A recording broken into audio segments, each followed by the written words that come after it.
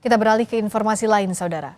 Upaya evakuasi korban ataupun pemindahan rangkaian gerbong masih dilakukan pasca tabrakan antara kereta Turangga dan kereta Bandung Raya di Cicalengka, Kabupaten Bandung, Jawa Barat. 4 orang meninggal dalam kecelakaan pagi tadi. Satu gerbong kereta api Turangga yang terlibat tabrakan berhasil dipindahkan ke Stadion Cicalengka. Pembersihan rel terkendala karena rangkaian gerbong anjlok dan harus menggunakan alat berat. Petugas PT KAI berkejaran dengan waktu agar jalur ini bisa kembali normal.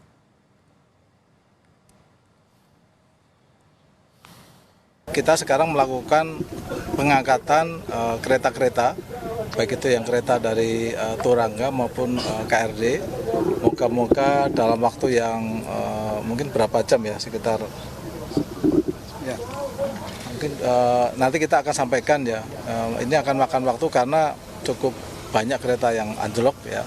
Namun kita akan upayakan secepatnya dengan mendatangkan kren baik dari Bandung maupun dari Solo dan juga dari Cirebon.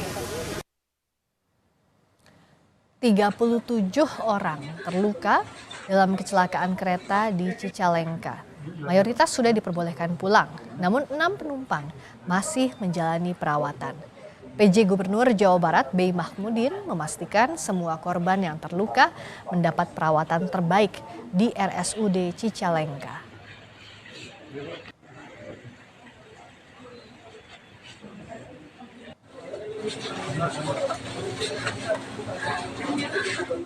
Salah satu korban meninggal adalah masinis komuter lain Bandung Raya, Julian Dwi Setiono.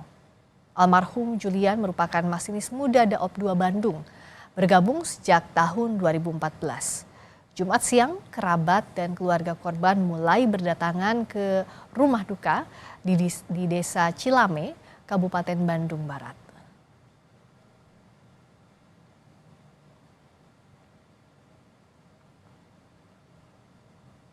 Dari data yang kami peroleh dari Vice President PT Kereta Api Indonesia, Joni Martinus, kecelakaan terjadi antara kereta Turangga relasi Surabaya-Gubeng, Bandung dengan komuter lain Bandung Raya tujuan Padalarang. Kecelakaan terjadi pukul 6:03 waktu Indonesia Barat.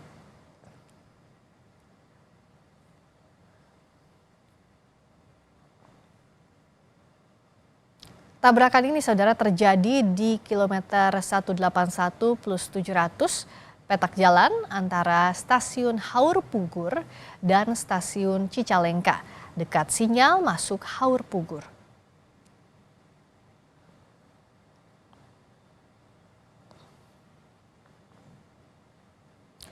Total 3 gerbong komuter lain Bandung Raya yang anjlok dan 8 gerbong kereta Turangga anjlok. Hingga kini pihak PT KAI masih memindahkan kereta dari lokasi.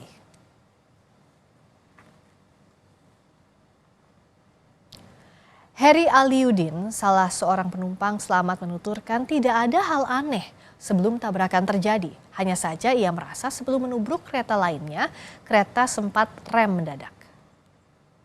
Di dekat jendela ya? Jendela, betul, jendela. Saya lihat, sebelum kejadian tuh saya merasakan tuh ada rem mendadak, tiba-tiba secepat kilat langsung terdengar benturan yang sangat keras. Dan pada saat itu ya kondisi di gerbong saya terutama pada kaget, itu kan ada apa, ada yang nangis, ada yang memang mengeluh. Kemudian setelah itu ya saya pastikan diri saya tidak ada luka. Kemudian saya lihat penumpang lain juga ada yang banyak yang terlempar, ada yang tengkurap segala macam. Kemudian saya memberanikan diri membuka pintu, ya, pintu gerbong 3. Kemudian saya lihat ternyata ya lokomotif yang lokal itu sudah bertabrak, sudah ada di atas lokomotif kita. Gitu. Direktur PT KAI, Didik Hartantio, menyebut bersama Dirjen KA dan KNKT sedang menginvestigasi penyebab kecelakaan.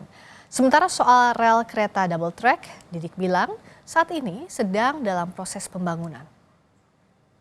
Investigasi ya, dan ini Pak Dirjen datang ke sini siang hari ini, Pak Ketua KNKT dijadwalkan siang ini juga hadir ya. Timnya sudah datang ya. Jadi tim dari DCKA, tim dari kami, dan tim dari Basarnas dan KNKT ini sudah bekerja untuk nanti kita akan melihat secara detail data-data yang bisa kita kumpulkan untuk mengevaluasi kejadian ini. Ini sudah diprogramkan Pak Dirjen. Sedang proses pembangunan double track kita. Ini kan sudah sampai Haur Bogor nih ya. Iya. Ini kalau teman-teman lihat kan ke arah Cicalengka ini sedang dalam proses ya. Sehingga ini harapan kami untuk single track ini akan dilengkapi dengan double track sehingga potensi-potensi untuk menganalisis keselamatan bisa kita tingkatkan. Kereta Turangga dan kereta Bandung Raya terlibat kecelakaan dalam satu jalur dengan posisi saling berhadapan. Mengapa hal itu bisa terjadi? Kita bahas bersama Dedi Herlambang, Direktur Eksekutif Masyarakat Transportasi Indonesia. Selamat malam Pak Dedi. Ya, selamat malam. Pak Dedi, bicara soal apa yang jadi penyebab, ini kan masih dikumpulkan data dari KNKT juga. Tapi analisis Anda apa sebenarnya yang mungkin terjadi dengan posisi kecelakaan saling berhadapan atau sering disebut dengan adu banteng ini? Ya, baik begini, Mbak. Kalau analisis sementara memang kita tetap melakukan praduga ya, praduga dulu. Ya. Karena bisa juga kesalahan untuk untuk terjadinya kecelakaan ini memang ada 3 faktor ya. Pertama memang human, lalu sarananya, dan ketiga adalah prasarananya. Oke. Jadi kalau dilihat dari kondisi seperti ini masih single track. Terus dari tayangan-tayangan videonya juga ini sepertinya masih sinyal-sinyal mekanik. Ini memang kita analisis memang ini masih menggunakan sinyal mekanik, dalam hal ini dikendalikan 100% oleh human, oleh manusia. Oke. Kemungkinan besar ya ini memang praduga, ini memang human factor. Ya. Karena bisa juga human factor itu ada dua juga ya. Mungkin masinisnya juga bisa human error, karena bisa juga melanggar sinyal, di mana seharusnya sinyal itu berwarna merah, harusnya berhenti, tetapi mungkin kondisi human juga, manusia capek, mungkin ngantuk misalnya, tidak melihat. Asisten masinis juga mungkin tidak melihat, sehingga ketika sinyal merah mereka melanggar sinyal, sehingga harusnya berhenti. Lalu yang kedua, bisa juga human error itu terjadi di PPK-nya, petugas pengatur perjalanan kereta, di antara stasiun Cicalengka dan Haur Bogor tersebut ya. Mengapa ada kereta bisa lolos jalan di jalur yang sama, di lintah yang sama, sementara petugas PPK aja tidak menghentikan kereta tersebut di stasiun, baik di Haur Bogor ataupun di Cicalengka. Jadi ini di antara human itu masinis atau PPK ini bisa menjadi bisa diinvestigasi ya, seperti itu. Kalau dari MTI lihatnya kan kalau bergantung kepada manusia tentu risikonya juga sangat besar. Tapi mitigasinya dari terjadinya kecelakaan secara sistem seperti apa sih sebenarnya yang sudah dilakukan dan harus dilakukan tentunya sebagai evaluasi? Baik, sebenarnya masalah adu banteng ini bukan baru ya. Mungkin selama 10 tahun terakhir ini juga terakhir itu di Oktober 22 di Lampung. Di Lampung juga adu banteng, tapi sampai saat ini analisis dari KNKT juga belum keluar. Saya tunggu juga. Lalu juga kita harapkan ada analisis ya, mengapa bisa terjadi. Nah, ini belum ada 2 tahun, malah 1 tahun 3 bulan ini terjadi lagi. Malah ini justru kereta penumpang. Kalau di Lampung memang kereta barang ya, memang beranjang. Mungkin di sana tidak ada yang meninggal dunia, dan itu juga kereta barang sehingga tidak viral. Sehingga KNKT mungkin tidak melakukan investigasi, atau mungkin sudah melakukan investigasi, mungkin belum dilaporkan ke publik atau pada pemerintah. Nah, harapan kita kalau ada kejadian seperti itu sebaiknya langsung dilakukan mitigasi. Ini seharusnya sama dengan di Lampung ya, satu jalur single track,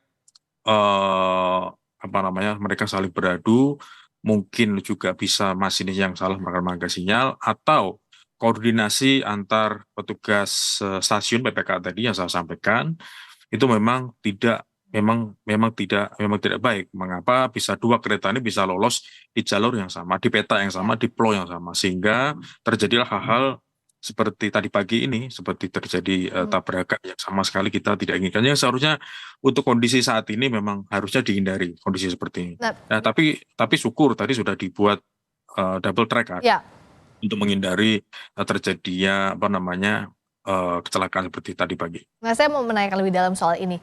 Dikatakan oleh PT KAI bahwa double track on progress, tapi sambil menunggu, kan risiko ini tetap berjalan, Pak. Jadi apa yang bisa dilakukan sambil menunggu proses double track ini selesai? Apa mitigasi yang bisa dilakukan untuk menghindari potensi atau risiko kecelakaan? Kalau mitigasi paling cepat untuk quick win ya, paling cepat mungkin untuk 3 bulan ke depan, khususnya di jalur-jalur tunggal, baik di Jawa Barat, ini masih ada juga di sini. Lalu Cicalengka sampai Tasik itu juga masih tunggal ya, sampai Koroya mungkin juga itu masih tunggal. Lalu Banyuwangi, Surabaya itu juga masih jalur tunggal. Nah, sebaiknya untuk mitigasi itu sebenarnya di KAI itu sebenarnya sudah ada ya, manajemen keselamatan itu sebenarnya sudah ada. Mungkin karena ini human error yang seharusnya sama sekali tidak boleh terjadi lagi sebenarnya. Jadi mitigasinya yang jelas bahwa ada evaluasi, khususnya evaluasi di manajemen keselamatan, khususnya di manajemen keselamatan di rel-rel di peta jalan yang masih single. Yang masih single itu harus ada peningkatan kualitas SDM, tentunya juga ada peningkatan kualitas prasarana, itu juga harus ditingkatkan. Nih, itu di video juga sangat jelas ya, bahwa di lintas ini itu sangat jelas bahwa itu ternyata masih sinyal mekanik itu memang dijalankan mekanik, belum digital atau masih belum elektrik. Jadi memang sangat manual. Jadi memang sangat mengandalkan 100% adalah dari tenaga manusia. Nah, Karena manusia ada batasnya, tentunya harus ada masalah kesejahteraan lain dan masalah kompetensi di bidangnya tentunya harus ditingkatkan. kita lihat PT KAI sudah berbenah banyak sekali, upgrade sampai sekarang, tapi bicara soal sistem yang masih mekanik dengan risiko yang juga besar tentunya Pak Didi, permajaan, penyetaraan teknologi sistem komunikasi dan sensor misalnya, atau hal terkait, apa sejauh ini tidak bisa dilakukan, belum bisa, atau apa hambatannya kalau dari amatan Anda? Baik, sebaiknya kalau untuk kondisi saat ini, kita kan sudah lama juga ya, kereta api juga, PT Kereta Api juga udah lama. Kemudian di sini juga ada Ditjen Kereta Api juga ada, itu juga mulai dibentuk tahun 2005. Memang seharusnya kita memang sudah menghindari hal-hal seperti ini ya. Ini kan trek konvensional, ya, dioperasikan masih secara tradisional. Walaupun sarana-sarananya baru, tetapi prasarannya kan masih prasarana tradisional ya, masih manual. Sebenarnya kita tidak perlu jauh-jauh sampai ke luar negeri, di negara maju misalnya. Kereta cepat kita yang WOS saja, itu di sana sudah dilengkapi oleh ATS, ya, Automatic Train Stop. Atau kalau dengan produk lain, ada yang mengatakan ATP, atau Automatic Train Protection. Kejadian November tahun 2022, kita pernah melihat bahwa di lintas kereta cepat itu di Purwakarta, pernah ada kambing atau domba masuk. Itu keretanya langsung auto berhenti, karena sistem ATS.